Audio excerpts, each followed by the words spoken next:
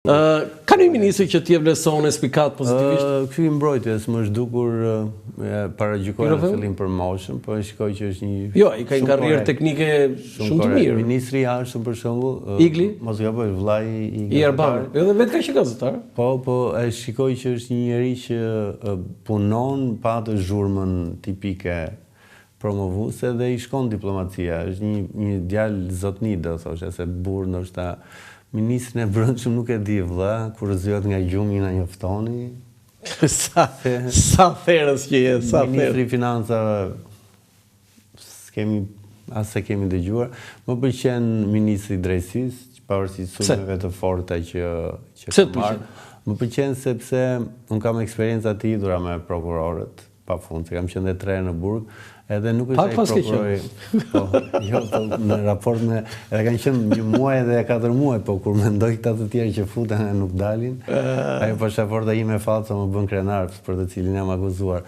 E shikoj që ka dalë nga suaza prokurori dhe është një njeri që të paktën edhe raporti me gazetarët. E ka shumë të mirë. Po, e ke vënë edhe? Jo, unë e njoh personalisht, Ogeta është një burokrate domosdoshme në atë qeveri, ditë dhe kopësisi punët. Albana më surprizoi kësaj radhe, sepse ka marrë një ministri e cila është e frikshme, jo vetëm nga emri, por edhe nga skandalet që ka prodhuar dhe shqyqyr zoti. Pse të ka surprizuar?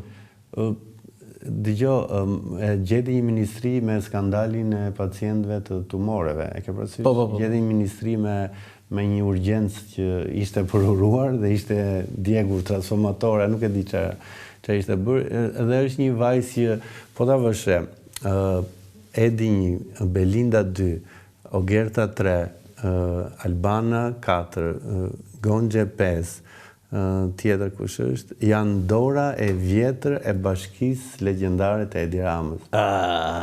Dhe me këta e nisi karrierën politike dhe me një pjesë për këtyre do ta përfundoj. Pra, janë njerëzit më të besuar të Ramës, njerëzit që bëri revolucionin në Tiranë. Bashkë, po. Edhe Lali Erin e vlerësojmë pavarësisht se ku ndjen tani, po për punët e mira që ka bërë, por atë që ka bërë Bashkia e Ramës në vitet 2000, ti ke qenë gazetar atëherë dhe shikoj që kjo gjë nuk vjen diskutim. Nga një Tiranë gri e frikshme, e mbamën se ti ku ishe në Amerikë. Jo, kjo kioska në mes Tiranës, se ishe në Amerikë dhe unë jam kthyer kur kthehesha një herë me aeroplan, edhe duke ke parasysh që vinte rreth Tiranës, nuk e di çfarë fluturimi ishte, Alitalia mos gaboj, dhe Tirana duke si një pulë e rrjepur, ke parasysh dhe nga larg. Ishte një ose sidomos po të vije natën, shikoje ishuj drita, ishte ca drita këtu, pastaj një rrugë që ishte pa drita. Një semafor. Ku kam parë unë në Amerikë semafor që ishin me zë, tani kalojnë njerëzit, tani kalojnë makinat. Me këtë intervistë do thonë Rolandi e ble, na pagoi Rama Sorsi. Po. Tani, cili ministër nuk duhet ta kishte? Më ka mbetur mendja sinqerisht njeriu që nuk sa gjysmë llafe për arrestimin e Erion Veliajt. Mazniku? Kam bërë një status më burneshu tregua Çilieta Xhilaka se sa Mazniku. Duhet ta bënte. Patjetër, në fund të ditës. Te neve Klod Lalës i qelluan me kallash te shtëpia, gjithsecili bëri një status, e morën në telefon. Pa diskutim, unë kam bërë status. Kam marrë në telefon, e kam takuar dhe e kam një lloj suporti moral se kjo ishte. Më duket një frikacak si djalë, nuk e di mund të jetë produktiv, po që kush është ky? Angjëlli. Pse u shërua Angjëlli?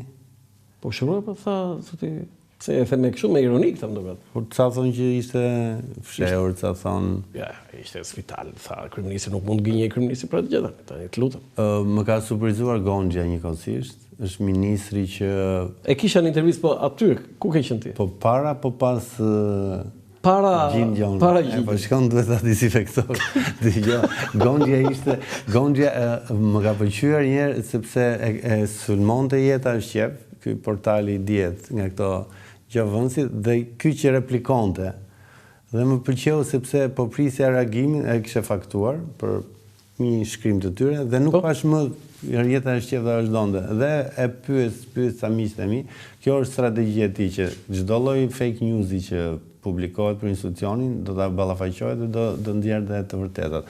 Dhe më pëlqen kjo mënyrë komunikimi, se në përgjithësi ke frikacak, ti njeh shumë mirë, ke parasysh futin njerëz, hiqja atë shkrim, po çfarë me mua ose hajde çan deri do, më kupton? Më pëlqen ballafaqimi, ndoshta edhe për rrugë të gjatë, se di. E ke fjalën që mund të jetë kryetar bashkie? Kandidat për kryetar bashkie Tiranës? Tani mund të kemi edhe një zëvendës kryeministër, ndoshta mund të kemi një qeveri me 2 zëvendës kryeministë me intensitetin që do marri. Tani zëvendës kryeministër tani nuk është se ka ne, ministria është portofoli më i rëndësishëm. Se Zoja Balluku, okej, po si ministri infrastrukturës si jep? Thoshim Niko Peleshim pse e solli nga Korça, pse se la rehat aty në Korçën e bukur, dhe Niko bënte gjithë punën kur ishte zëvendës kryeministër. Ka parasysh? E kam parasysh. Foto tjetër? Ta lëm Ramën të rrjetet sociale dhe punën ta bëjnë. Dëgjoj shpesh njerëzit që thonë çfarë energjie ka ky burr. Ka vlerë. Dhe i bëra një shkrim sepse po analizoj një ditë, e nxjerr Liria te dera e shtëpisë. Dhe njofton bodyguardin por dhe Liria shtyp ashensorin. 0. E merr ashensorin. E zbret poshtë e pret bodyguardi, e ke qenë te rrugës së Salës dhe nga hyrja e pallatit është 30 pllaka hipermakinë. Ta një shtëpi e Salës nga PD-ja ne dim sa është. Është një 300 metra, e marrin, e çojnë. E çon te Bori Shupi del. Ta kam lexuar, Floriana Garo e merr. Del dhe muli e ulin aty, i vën mikrofonat dhe pudra çeve dhe fillon shan. Çau, e merr e njëjta situatë e morë çon. Tani ku është energjia? Energjia që ai bën me kilometra të tëra në breg të detit, për shembull në verë, në mal. Bënde, se tani e kanë sekuestruar vilën. Po mirë, tani është 81 vjeç. Babai im Ahmet Mane ka qenë sekretar partie dhe shef arsimi dhe është kthyer përsëri në Përmet, është 87 vjeç. Çohet në mëngjes dhe shkon te Baça dhe te Vreshti, prodhon dhe raki. Domethënë është një njerëz që lexon, është stërgjysh dhe është aktiv në kuptimin fizik. Tani të dalësh ti të shash gjithë dynjan ulur, ja më vën mua një kamë 24 orë të shaj gjithë dynjan, thon çfarë energjie që ka. Ke një gjë kështu të veçantë ndaj Berishës sepse gjithmonë e ke fitur. Çfarë? Ne kemi jetuar. Ke një arsye?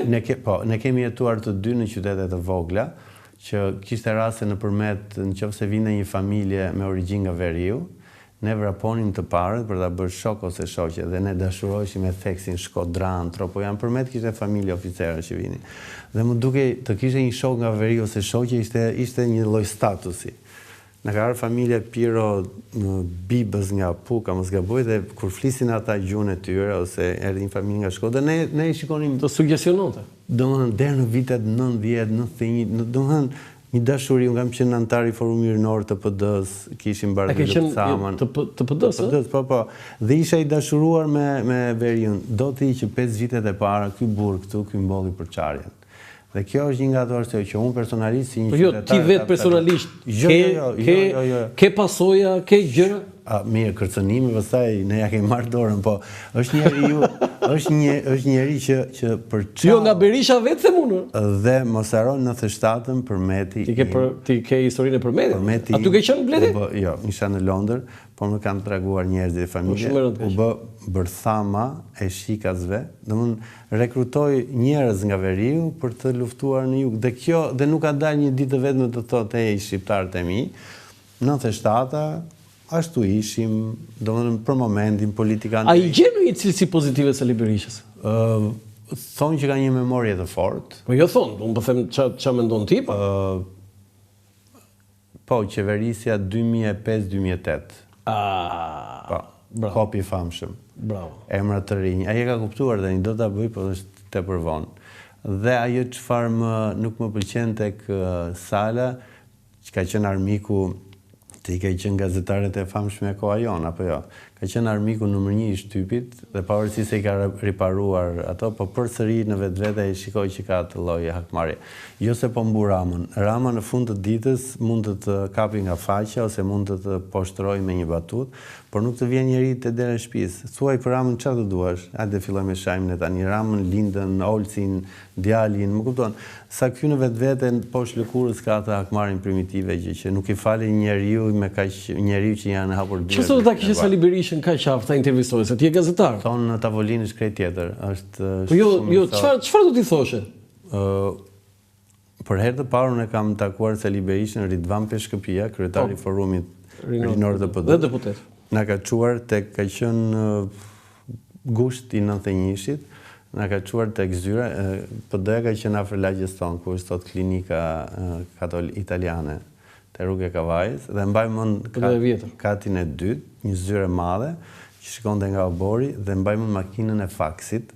Ishte, ke parasysh, ato ishte ndoshta me metra, dhe zgjadha kokën e një ishte, kisha nga Hungaria, mos gaboj, Dear Sal, që i jepni një lloj, anglisht e ime atëherë ishte shumë e vakët, dhe mbaj mend që na priti, pastaj domun vetëm ti thoshi që ti je nga filan qytet, dhe pastaj fillonte, domun e dinte çfarë kishte ndodhur në përmet, për shembull dega sa antar kishte, çfarë problematike, domun memoria e tij ishte admirueshme, por problemi është që nuk po e bën atë parti demokratike shtëpinë e fytyrave të reja. Sepse po të shkosh dhe listat e mbyllura, sot kemi Albanën, Flamurin, djalin e Fariut. Unë doja të paktën një vajzë ose një djalë që të thoshte njerëzve që siç po futen këta te kjo derë e vogël sot, por nesër kjo derë do t'i heqim dhe ca. Dhe këtë do t'i thoshe që doktor këtu se ke mirë? Patjetër, unë e kuptoj që çfarë graviteti ka pushteti dhe çfarë vëmendje, po njeri që shpritur me tapet kuq në shtëpinë e bardhë, në NATO, në BE, tani nuk e di çfarë kërkon, tani të marri atë Elon Musk dhe të fluturojnë të dy në hapësirë, se si ka mbetur gjë tjetër. Dhe ajo që nuk e falet është nëse kemi familjen e njohur greke, familjet Papandreou dhe Mitsotakis, trashëgimtarët lënë për dëshiruar. Jo, po ata janë politik, nuk jemi korrekt. Kus janë politik? Jo, e doja të ishin. E doja të ishin, se mendova. Ti je gazetar, po edhe historian. Që nga Ismail Qemali e deri tek Edi Rama, pinjollët e këtyre nuk kanë lënë gjuhë. Pas ke kapur këtë, bravo, qeve shumë këtë. I njeh fëmijët njerit të Ismail Qemalit? Jo, ata u munduan të bënë diçka, po s'bën asgjë. Mbreti Zog? Asi. Ja, zgjeta ime djalën e Yllkës, imagjino. Enverit, si pamgje, shokut Ramiz, vetëm djali me Meçeu, bashkimi i shkrimtar që tonë në Spanjë. Nuk pati aktivitet politik. Gregu, fëmijët e Salës. Mos bëhet zao, si isha e parrulla në Shkodër? Zao ik. Zao ik, sa ta filluan protestët.